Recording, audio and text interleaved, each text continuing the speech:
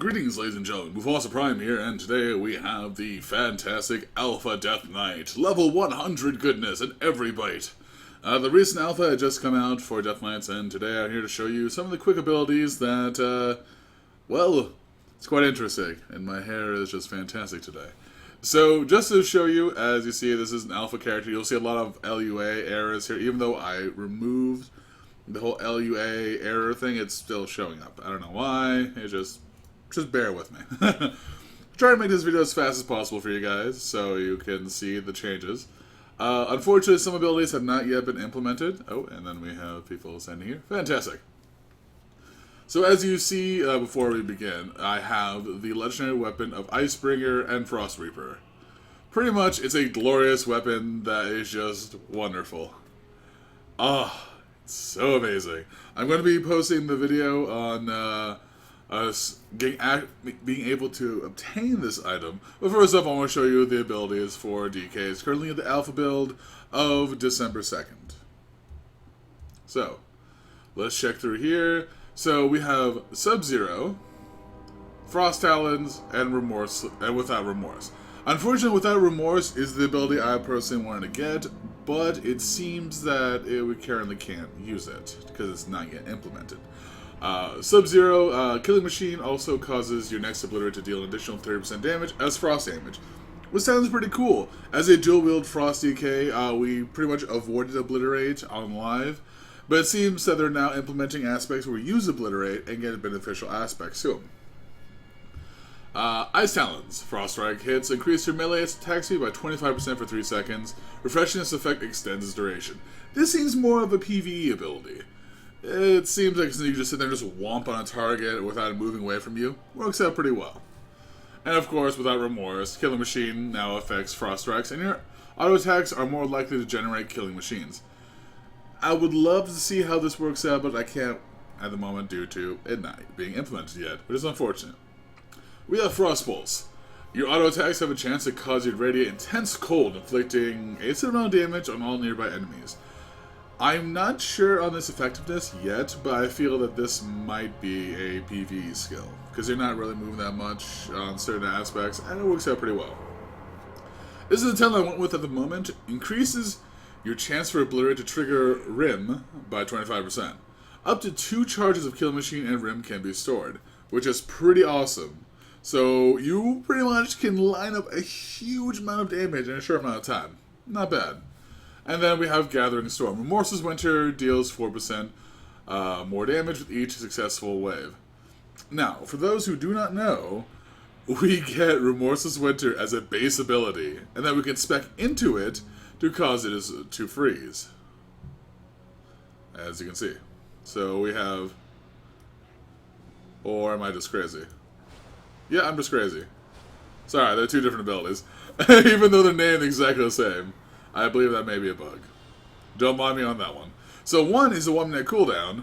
The other is no cooldown, besides, because we have it for 20 seconds. And it's a 20-second cooldown. Costs 2 runes, but we pretty much can keep this up permanently. As you can see. So we have 2 versions of Remorse's Winters. I'm guessing this is going to get changed. I didn't realize this until I started looking. I was like, wait a second, it's 1-minute cooldown? This is 20-second cooldowns. Blasphemy.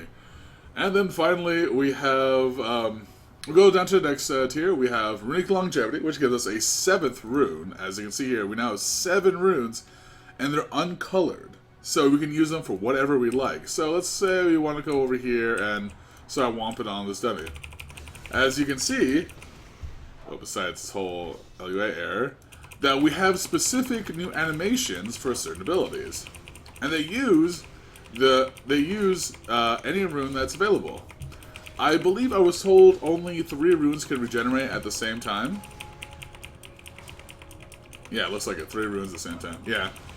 And as you see, they each have different abilities. Also, Death Strike now costs runic power instead of runes, and has its own animation. Not bad. So then we will move over to the next abilities. We have Runic Empowerment, Root Corruption. I just still feel that Runic Longevity is the way to go. 7 runes, you really can't go better than that. Now, this is when things get a little more interesting. You have March of the Damned, which makes you immune to movement of pairing effects for a short amount of time, but does not break the ones that are on you at the moment, which, kinda, you have to guess if you're gonna get hit by something. Spellbreaker, it increases your anti-magic shell's duration by 60% and maximum absorption by 50%. Pretty nice, but I feel this is more of a PvE skill because you go to Desecrated Ground, it's like 1 minute ability, 10 seconds of like nothing can happen to me. Come at me, bro. Now, this is when it gets a little more interesting. You have Purgatory, which is just like Purgatory. You have Death Pact, which is pretty much the same. And then we go to the Golden Jewel. Reduces the cooldown Icebomb Fortitude by 60%. Not only that, increases the effectiveness by 15%. So right now, I have 35% damage reduction for 8 seconds. A lot better than its pansy 20% damage reduction, which is hilariously bad. Not bad, I like it, and it's a 2-minute cooldown. That's pretty sweet. We have our second to last tree. We have Gorfine's Grip, which has been nerfed to a 2-minute cooldown now, instead of 60 seconds. Pretty much making this useless, just ignore it. Number 2, we have Remorse's Winter, which is pretty much like the original Remorse's Winter. That we can also stack with the other Remorse's Winter, giving us a giant ball of death. It's fantastic. And then, here's something I didn't actually realize earlier. Asphyxiate no longer takes away our Strangulate. So, if you go for Asphyxiate, we have both abilities. Do you see it? Strangulate and Asphyxiate. It's very nice. And as you can see, when you change the abilities, it'll just change the button that was coordinated to. See? Look at that. That's nice. And then finally, we have the last tier. Honestly, it's a bit lackluster for the secondary, for those last two abilities. The first ability is pretty interesting.